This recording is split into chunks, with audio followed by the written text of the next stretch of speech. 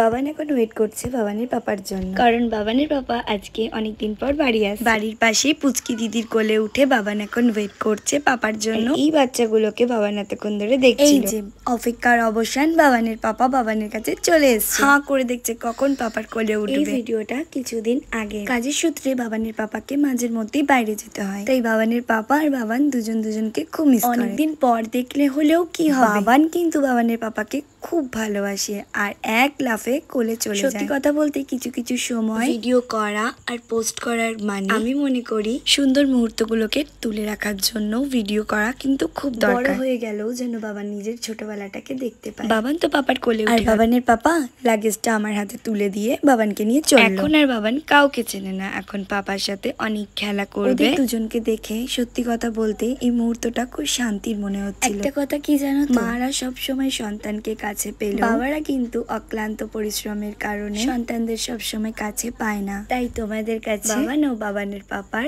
খুব সুন্দর এবং শান্তির মুহূর্তটা শেয়ার করলাম। তোমাদের ভালো লাগলে ভিডিওটা লাইক শেয়ার কমেন্ট করো আর আমাকেও ফলো করো। দেখা হচ্ছে নেক্সট ভিডিওতে। টাটা।